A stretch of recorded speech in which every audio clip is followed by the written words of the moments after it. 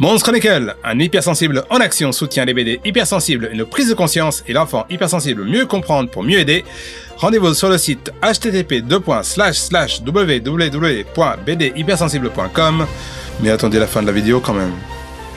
Que vous pouvez bien sûr partager, liker et commenter. Après vous y être abonné.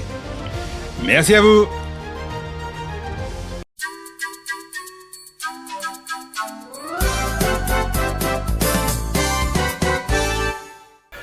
Bonjour à tous, bienvenue dans ce nouvel opus des interviews de Monstre Chronicle. Alors, avant de commencer et de présenter notre charmante invitée, je voudrais vous inviter justement à vous abonner à la chaîne si ce n'est pas déjà fait, de la liker, de liker la vidéo, de partager, de faire sonner la cloche, c'est important, et d'en parler autour de vous, et bien sûr de commenter la vidéo, ça fait toujours plaisir. Alors je fais cet aparté parce que je me suis aperçu que les gens, malgré l'intro, regardaient mais ne s'abonnaient pas forcément. Bon, en tout cas, voilà, c'est fait. Il y a une petite dédicace aujourd'hui à mon ami Morgan, alias Ryodoka, qui est breton. Et oui, j'adore les Bretons. Je t'aime bien. Voilà, je te le dis, je voulais te le dire en face. Je t'aime bien. T'es un de mes meilleurs amis, en tout cas du moment. Voilà. Et puis de toute façon. Bref, maintenant, voilà qui est fait. Maintenant, je vais vous proposer de découvrir notre invitée. Elle est chroniqueuse à la radio HS tout au long de l'année. Alors, radio HS, ça ne veut pas dire radio hors service, hein, mais la radio des hypersensibles de l'association du même nom. Elle est bénévole active depuis 2020. Tu m'arrêtes si je me trompe. Et ancienne membre du bureau, organisatrice de rencontres et animatrice à la Pépinière, en plus de son rôle de la radio HS. Bonjour, Diana. Bonjour. Ça va, il y a quelque chose, est-ce que tu pourrais te présenter peut-être plus avant pour nos millions d'auditeurs qui nous écoutent? Enfin bon, là, j'exagère un petit peu. Bientôt. Voilà, bientôt. Donc voilà, est-ce qu'il y a quelque chose à ajouter à cette présentation? Je pense que c'est complet, hein. Tu as très bien fait tes recherches. Oui, j'ai été très très loin. J'ai un site web qui s'appelle l'Association des hypersensibles. Je sais pas si tu connais. Voilà, donc voilà, c'est déjà bien. Au moins ça s'est déjà bouclé, c'est super. Alors, on va commencer par une question bateau. C'est comment as-tu découvert ton hypersensibilité, s'il te plaît? Dis-nous tout. Je pense que je me suis toujours sentie différente depuis petite et ma famille m'a toujours renvoyé ça. C'était en 2017-2018 où vraiment un travail c'était très stressant. Je faisais le travail de 3 personnes. Et parce que j'acceptais, je serais capable parce que voilà, j'y arriverai. On la sent comme une faiblesse et on se dit on a des choses à prouver aux autres. Mais en fait, c'est une erreur. Donc, du coup, j'ai fait un burn-out et je me souviens, c'était l'assistante RH qui m'avait dit tu as fleur de peau, c'est ton hypersensibilité. Vraiment, elle avait mis des mots, mais je pense que c'était pas spécialement positif.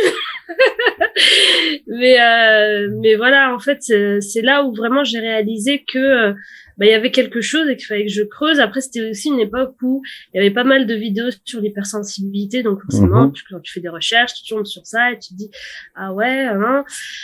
Donc voilà. Après, j'ai abandonné.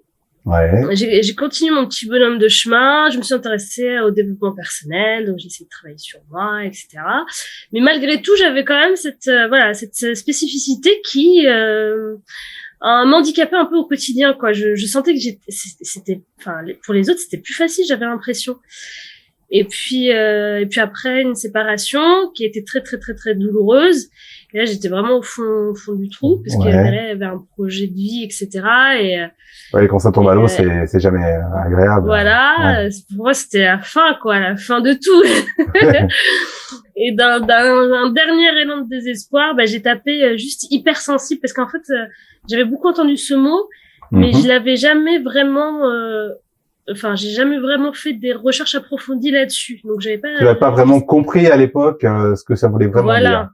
En fait, je le comprenais dans le sens des gens qui me le disaient, quoi. Mais eux, ils avaient pas Oui, c'était le truc de, t'es hyper sensible, de la sensibilité, à fleur de peau, ce genre de choses, quoi. Oui, voilà, c'était plutôt des reproches. Oui, voilà, c'est ça. C'était l'idée mon idée. Et donc j'ai tapé hypersensible sur Google et je suis tombée sur le site de l'association des hypersensibles. Et là, le fait de rencontrer d'autres hypersensibles, c'était génial parce qu'en fait, je me suis rendu compte que autour de moi, en fait, il y en avait pratiquement pas, où on se reconnaissait pas entre nous, en fait. Parce qu'il n'y avait pas un cadre qui permettait de se montrer tel qu'on est vraiment, sans forcément jouer le rôle de la société où, voilà, faut pas être faible, entre guillemets, quoi. Et, et voilà, et du coup, ça m'a fait un bien fou. C'était une bulle d'oxygène. Les gens parlaient, ça me parlait. Je me dis, mais c'est moi ça, c'est moi ça, c'est moi ça. Donc, tout de suite après, j'ai fait des rencontres physiques. Parce qu'à la base, je cherchais cercle de parole hypersensible. Donc, c'est d'accord. Ah, oui.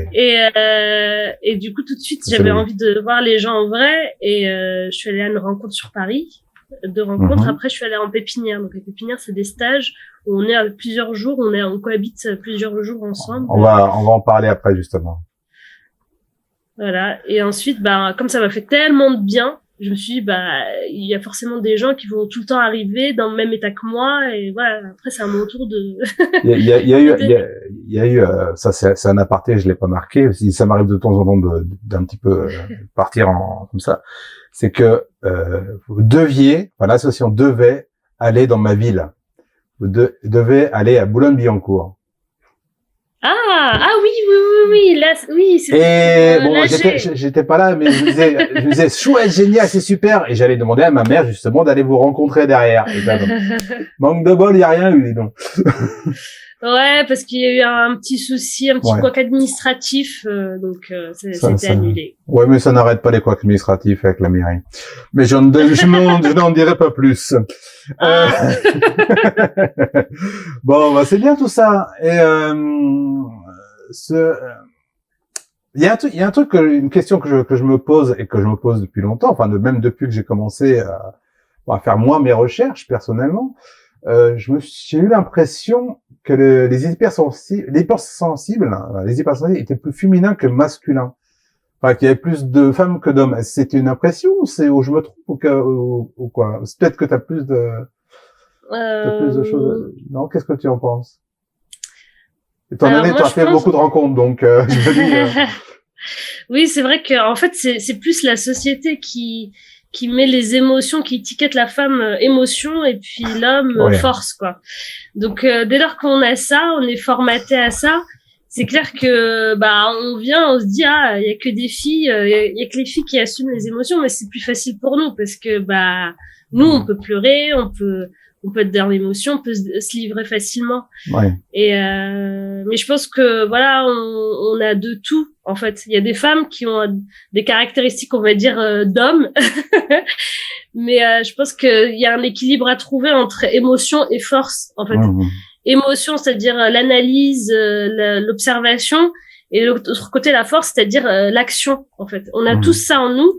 Mais il y en a où c'est plus contemplation que action, ou plus action que contemplation.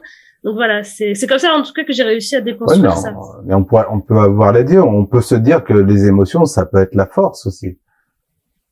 Oui, c'est la force, parce que pour moi une émotion, c'est l'action d'analyser ce qu'il y a autour de toi. C'est une réaction chimique que fait ton corps pour te donner des informations sur ce qui se passe autour de toi. Donc c'est pour ça que pour moi c'est de la contemplation, et que la force, c'est là où on agit du coup. C'est qu'est-ce qu'on fait maintenant qu'on sait qu'on a ces informations-là.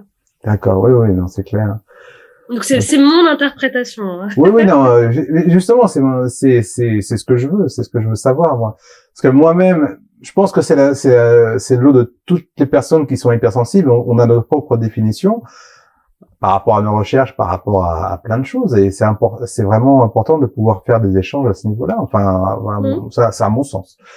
Voilà. Ouais. Alors, et je pense aussi, oui. je vais juste rajouter une Je t'en chose, prie. c'est que peut-être que les hypersensibles, effectivement, sont plus dans l'émotion et moins dans l'action, parce que aussi l'émotion nous paralyse, et la paralysie, l'anxiété, parce que beaucoup expriment ça, de la peur, l'anxiété, parce qu'on comprend pas tout ce qu'on récolte, et c'est ça parfois qui nous paralyse et qui nous empêche parfois d'être dans l'action, mais dès lors qu'on en est conscient, on peut travailler là-dessus et être à la fois dans les émotions et à la fois dans l'action. C'est vrai que dès que tu comprends dès que tu t'arrives à te comprendre toi-même, c'est beaucoup plus facile. Hein, je te l'accorde. Ouais. Ah, ça fait du bien de savoir qu'une personne pense pareil. Alors, est-ce que tu pourrais, je pense que j'ai à peu près tout dit, mais est-ce que tu pourrais nous en parler un peu plus de ton parcours au niveau de l'association? Comment ça t'est arrivé, ce que tu as fait, le déroulé un peu de tout ça. Oui, je suis arrivée au départ en simple participante.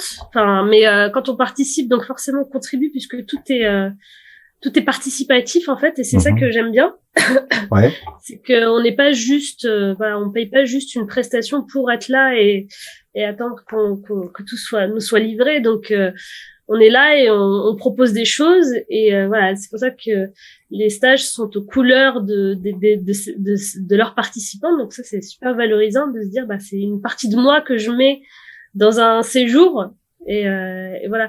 Et du coup ce côté-là, j'ai beaucoup aimé le côté participatif de partager ce que tu aimes, etc. Parce que en société on a du mal à justement à s'exprimer. Moi souvent je suis en retrait parce que j'ai peur d'être jugée ou m'être mal comprise ou parce que je comprends pas.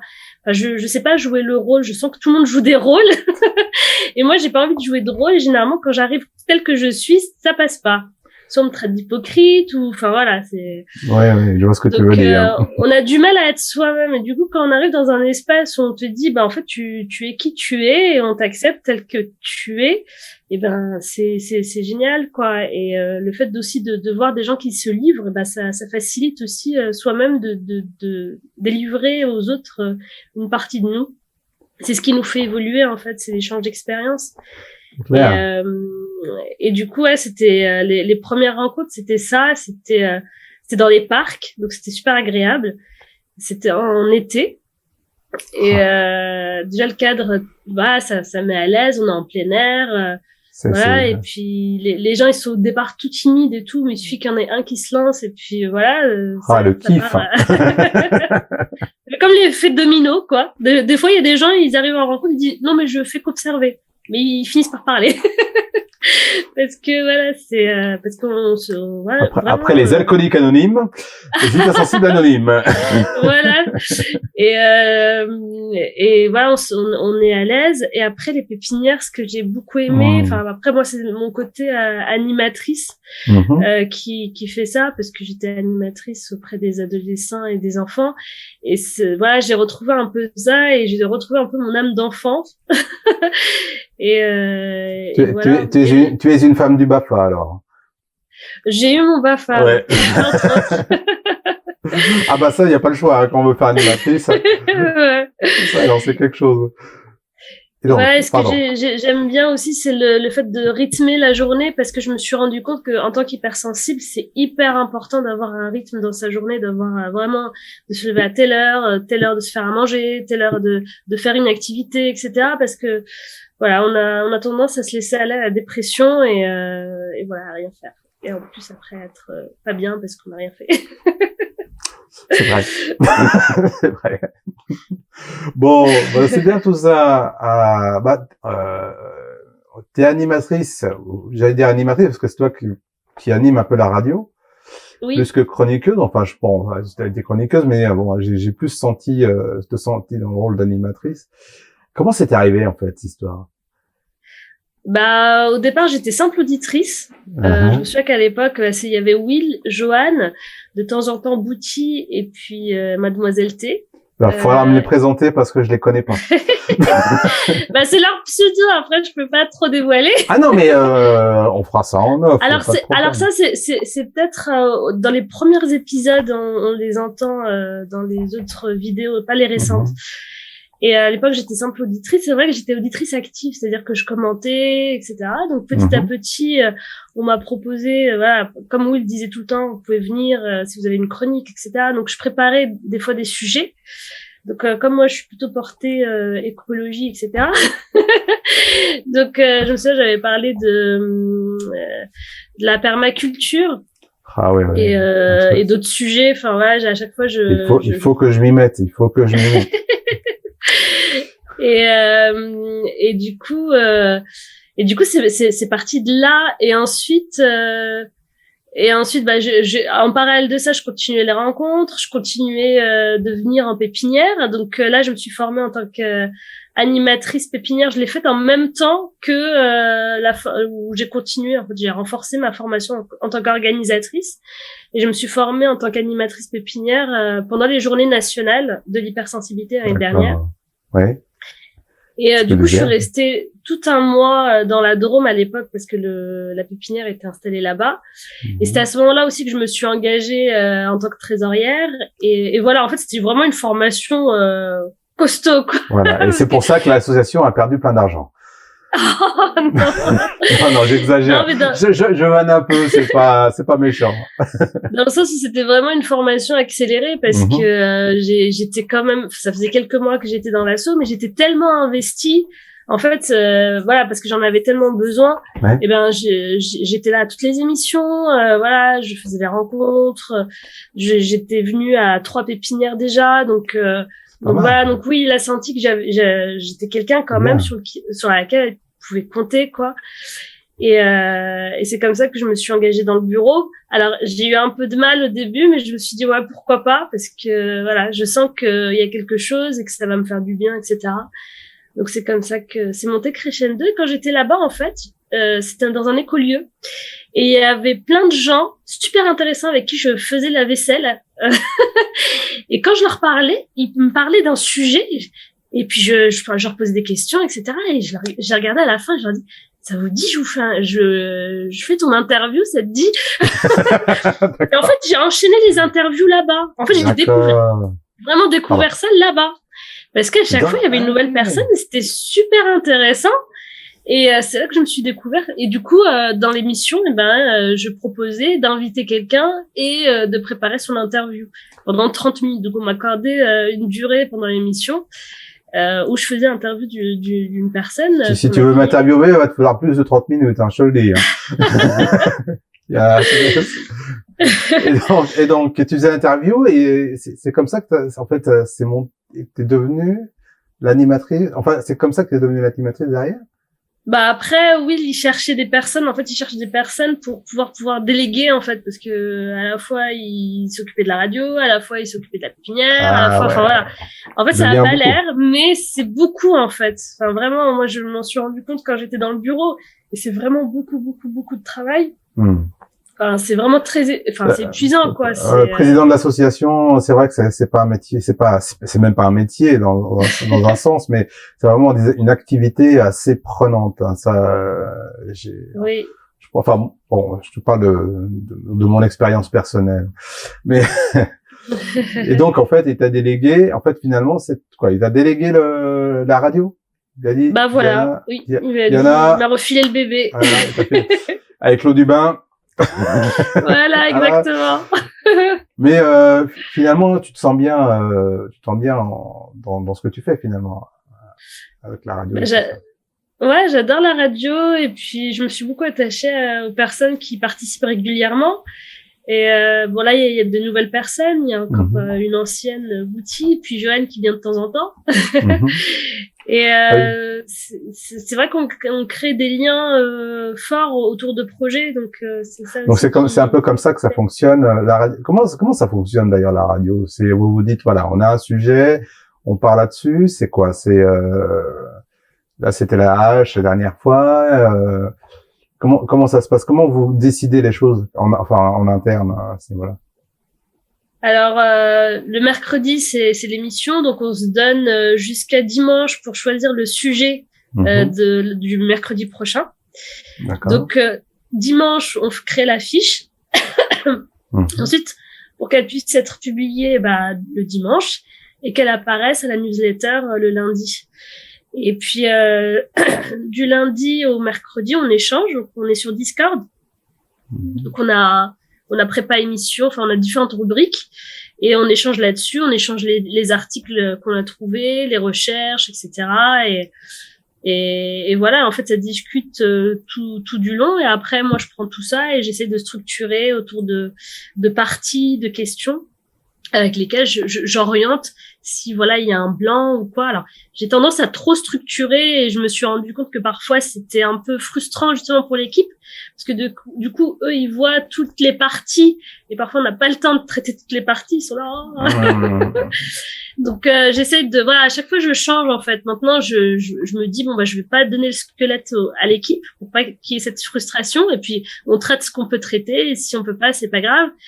Mais et peut-être d'être moins structurant pour garder cette liberté de voilà des personnes de réagir. Peut-être tabler sur des sujets, ouais, voilà. Ouais. Peut-être faire des sujets et puis sur ces sujets laisser un petit peu les gens en discuter. Ça. Non, je vois. Ouais, voilà. Bon. Laisser la place à l'auditeur aussi. Oui, justement. Oui, si je me suis fait la réflexion, c'était bon. On parle de radio HS. Mais c'est pas plutôt un podcast parce que la radio c'est vraiment c'est une radio, une diffusion de radio, c'est pas vraiment la même chose. Alors oui, c'est nos problèmes techniques qui rendent la radio podcast. Ah bon. Une radio podcast. D'accord. Parce qu'effectivement avant on était en ligne sur Radio King. On était en direct et là c'est juste que je galère à ce niveau-là, au niveau technique. J'essaie de me former. Et après bon, j'ai pas de box, je suis avec mon téléphone en mode de connexion de données partagées.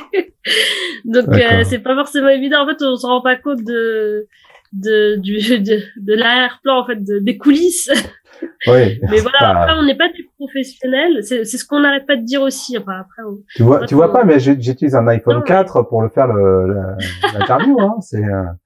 J'ai du vieux matériel moi. J'ai un TO5, un MO7, c'est génial. Alors, t'as peut-être pas, je sais pas si t'as connu ces ordinateurs là.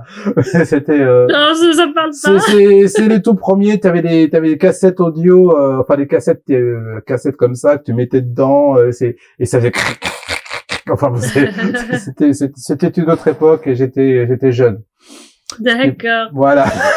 Non, mais après, nous, on se dit pas professionnel, on cherche pas non plus à être professionnel, même si on déconne quand on dit on cherche un ingénieur du son. Enfin, ça, c'est plus du second degré. Mais on n'a pas vocation à être une radio professionnelle. On est là pour passer le temps, on est là pour aussi diffuser surtout le contenu et faire passer des messages pour les gens qui se découvrent hypersensibles, pour qu'ils puissent mieux le comprendre et mettre des mots sur ce qu'ils ressentent. Donc c'est surtout ça en fait, c'est surtout le contenu. En tout cas moi, ce qui m'emporte le plus, c'est le contenu. Après la forme, bon, je pense que c'est améliorable, mais ça va venir. Ouais, faut trouver des bonnes personnes. Non mais en elle-même, c'est pas pour jeter des fleurs.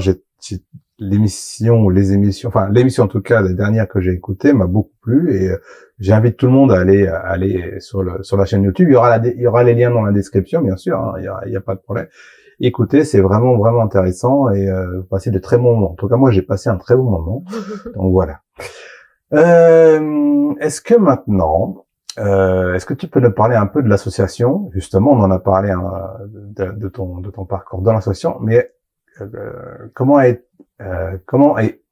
voilà, je bafouille. Comment elle a été créée et enfin à quel moment et pourquoi? Enfin là, tu peux nous en parler. C'est la création de l'association. Donc l'association elle a été créée en 2016. Alors au départ c'était William Brown qui en est le président et le cofondateur. Donc il l'a cofondé avec des amis à lui.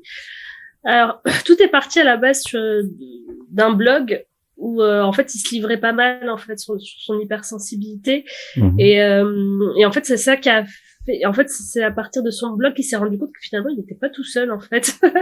Du coup il y avait des gens qui le suivaient et du coup il a proposé bon, venez on se rencontre pour de vrai. Donc voilà, ça a commencé comme ça en fait, ça a commencé en 2014. D'accord. Et puis 2 ans plus tard donc parmi ces personnes qui se retrouvaient régulièrement, Et ben ils étaient 4, donc c'était Will, Sophie, Miloud et Vera.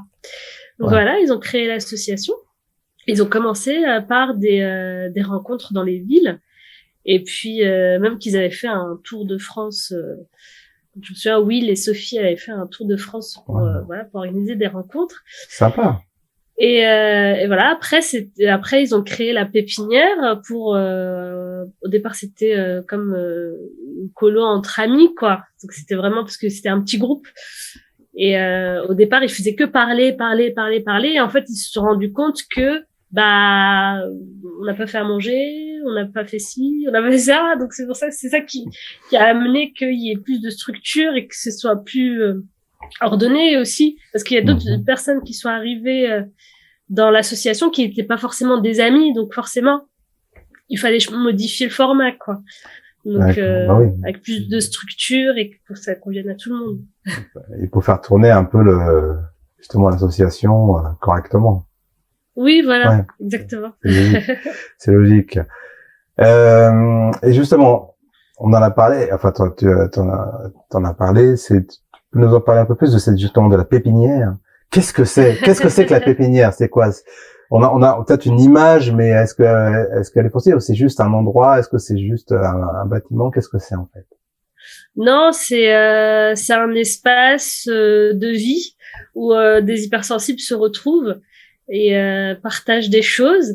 Et parfois, si parmi ces personnes-là, il y a des gens qui ont des projets, et ben ils sont soutenus par les autres. Donc c'est ça l'idée de la pépinière. C'est comme la petite graine qu'on plante. Et puis une graine qu'on plante dans du sable, ça pousse pas. Mais une graine qu'on plante dans du bon terreau, et ça pousse. Donc, par exemple. Donc voilà. Par exemple, moi, tu vois, j'ai un projet fou perso, c'est de me construire une tiny house. Voilà. Oui. Est-ce que si je vais à l'association, je dis excusez-moi, est-ce que vous pouvez m'aider? Est-ce qu'ils vont pouvoir m'aider? Tout dépendra des personnes qui participent, parce que tout dépend aussi de l'aide dont tu as besoin. Ah, bien sûr, oui. Après, faut venir et vivre la chose. Pardon, je la vois un peu rouillée parce que je suis malade. Ah ouais. Bon rétablissement. Merci. De rien. Mais ça dépend en fait, faut venir dans l'asso, rencontrer du monde. En fait, c'est pas j'ai un projet, je viens, aidez-moi. C'est aussi je viens, je crée du lien. C'est moi qui prends en main les choses et puis j'essaie d'attirer les gens autour de ce projet-là. Donc la pépinière, c'est plus un lieu de rencontre, c'est pas l'association qui va faire le projet. C'est aussi la personne qui doit se donner les moyens. Pour ceux qui nous regardent, c'est pas du dating quand on dit une rencontre, c'est Ah non voilà. Une rencontre, quand on se rencontre, c'est entre hypersensibles et c'est un cercle de parole, c'est comme un cercle de parole. C'est des gens qui se rencontrent sur des idées communes, je pense. Enfin, tu m'arrêtes si je me trompe. Sur son hypersensibilité, comment il vit son hypersensibilité. Tout à fait, c'est vrai. Et donc non, on n'est pas non plus, on n'accompagne pas la création d'entreprises. En tout cas, on n'en est pas encore là, même si peut-être qu'à terme, ce serait vraiment l'idéal. Mais en tout cas, pour l'instant, on n'a pas les moyens de. Il y a pas mal de gens que j'ai écoutés dans le podcast. Tu vois, bon, dans l'émission, on va dire, qui parlaient, qui disaient, voilà, moi je suis entrepreneur, moi je fais ci, je fais ça. Déjà des gens qui ont déjà du vécu, qui sont déjà installés, qui ont déjà quelque chose de bien concret. C'est pas forcément, ça peut être tout et n'importe quoi finalement. Je veux dire, les gens par exemple, vas-y. Par exemple, Laetitia a créé un livre. Alors c'était à HS nom de code hypersensible d'enfants. Alors peut-être que je me trompe du terme, je suis désolée. Mais par exemple nous, on a pu faire une petite promo quoi. On a parlé de son livre, etc. Donc c'est plutôt du soutien en fait à des projets qu'on peut faire en fait. J'espère que vous avez soutenu Pierrick dans sa BD d'hypersensible. Quand je venais d'intégrer l'association, j'ai vu circuler les BD de Pierrick. Mais depuis, on n'a plus eu de contact. Mais c'est vrai que ça me donne envie du coup de le contacter et de pourquoi pas faire un interview avec lui, une émission spéciale. Je ferai l'entremetteur, il n'y a pas de problème. D'ailleurs, Pierrick, si tu nous entends, voilà, l'invitation est envoyée. D'ailleurs, bientôt, on va parler de l'hypersensibilité chez les enfants, donc peut-être que... Voilà, et justement, il nous prépare aussi un truc sur les ados. Donc c'est intéressant peut-être. Alors je sais pas si c'était. J'espère que j'ai pas une connerie à révéler. Voilà. Alors, en tout cas, un petit mémo qui vient de sortir justement pour ceux que ça intéresse. Une mémo sur un petit mémo que j'ai toujours pas pu m'acheter pour des raisons techniques, simplement techniques. J'ai pas de carte bleue. Voilà. Enfin bon, ça c'est pas un problème. Mais c'est quelque chose que je vous invite à vous procurer parce que d'après tout ce que j'en ai vu, c'est vraiment vraiment intéressant. En fait voilà. Alors on va doucement aller vers la fin. Tu peux nous dire par rapport à l'association et la radio, l'actualité en ce moment, où ça en est, ce qui se passe? Ce qui se passe, c'est que il y a une rencontre à Paris, il me semble, et à Bruxelles. Ouais. Bon, en ce moment, les rencontres sont un peu, elles ont du mal à prendre parce que les organisateurs de rencontres n'ont pas émergé, parce qu'ils sont en train d'hiberner. Excuse-moi, je suis au Japon. Donc voilà, on essaye aussi de peut-être modifier nos pratiques puisqu'on est tout le temps en dynamique, en fait, on s'adapte et voir s'il est possible de former les personnes intéressées aux rencontres ou en tout cas qui voudraient participer à une rencontre. On leur propose finalement de se former et d'organiser soi-même la rencontre, de le faire en ligne sur Zoom. Donc voilà, ça c'est une première étape, une première nouveauté en fait qu'on est en train d'étudier. Et pour redynamiser justement le réseau rencontre en France. Et les pépinières, une fois par mois, il y a une pépinière, dont celle de Noël. Donc on a proposé les périodes de Noël pour les personnes hypersensibles, qui sont seules et isolées. Ils peuvent venir à la pépinière et passer Noël avec nous. Et puis les journées nationales de l'hypersensibilité, où il y a plusieurs jours autour du 13 janvier, où on organise aussi là aussi une pépinière où les gens viennent et partent. Voilà.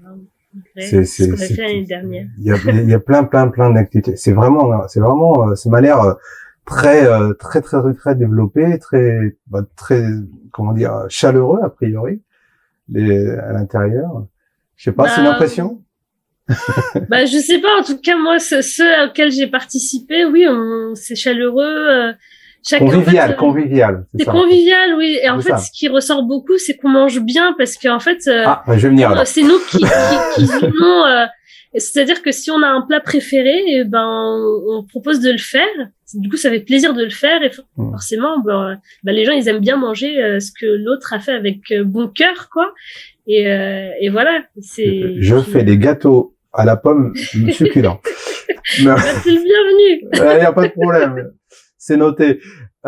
Justement, si tu avais un message à donner à des hypersensibles qui hésiteraient justement à s'adresser à l'association et qui hésiteraient un peu à faire le premier pas, qu'est-ce qu'on pourrait leur dire, plus généralement pour les inciter à venir? Qu'est-ce que tu pourrais leur dire? Alors oui, c'est vrai que parfois on se demande généralement les gens annulent à la dernière minute, etc. Je comprends l'appréhension de rencontrer d'autres personnes et surtout de se déplacer dans un lieu, un peu plus loin.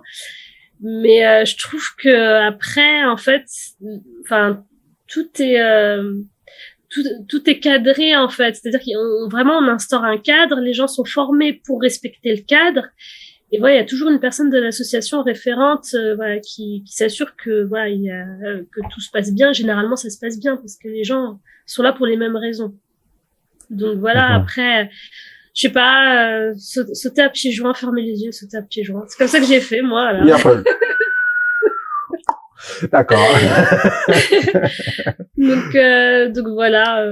C'est vrai que c'est un peu l'aventure. C'est un peu comme à la maison, on se dit on va faire ça, et puis on le fait pas, on reste closé. Puis on y va et puis on s'aperçoit que finalement c'était pas grand chose et qu'on. Faut se bouger. C'est pas facile, j'imagine. En tout cas, moi, on a fait un peu le tour de tout ça. Si tu avais un petit dernier mot peut-être avant de partir, quelque chose à déclarer. Déclarer mes impôts. Voilà, oui. Je suppose, non. non. Au Japon, la bonne chose des impôts, c'est que c'est prélevé directement à la source sur ta feuille de salaire. En France aussi, c'est récent. Voilà, tu vois, alors t'embête pas. T'en veux plus. Voilà, enfin voilà. Donc, en tout cas, il y a pas, c'est bon. Il y a rien d'autre à dire. Écoute, je te remercie pour ton invitation. Mais non, c'est moi. J'ai passé un bon moment avec toi et puis. Très sympa. Merci. C'est cool. Merci à toi aussi de contribuer à la cause des hypersensibles, de nous faire connaître et être dans l'action. Ah je suis un hypersensible en action, moi, faut pas croire. Oui, j'avais remarqué.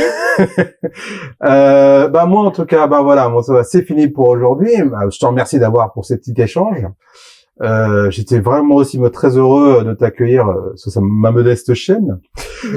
Vous pouvez vous abonner, n'oubliez pas, et faire grandir. Voilà. Qu'est-ce que je peux dire d'autre? Je vous souhaite, à tous, à toi, à tous les hypersensibles, tout le bonheur du monde. Pour la radio, pour l'assaut, j'espère vraiment pouvoir venir l'année prochaine, quand je passerai normalement en France, voilà. Mais bon, ça, il va y avoir fait plein de choses. Mais ça, je peux pas en parler. Je peux pas en parler parce que si j'en parle, je vais me faire taper sur les doigts par mon ami breton. Et c'est une private joke, faut pas comprendre. Donc en tout cas, voilà. Quant à nous, on a passé tout. Quant à nous, nos chers abonnés et spectateurs, je vous donne rendez-vous très bientôt pour une nouvelle interview qui ne manquera pas de voix. Je peux vous le garantir. Et peut-être une chronique ou deux, si j'en ai le courage et si j'ai la forme de le faire. Voilà. En tout cas, je vous souhaite à tous une bonne journée, une bonne soirée, une bonne après-midi, un bon Noël, je ne sais pas. On se retrouve très bientôt. Ciao, ciao.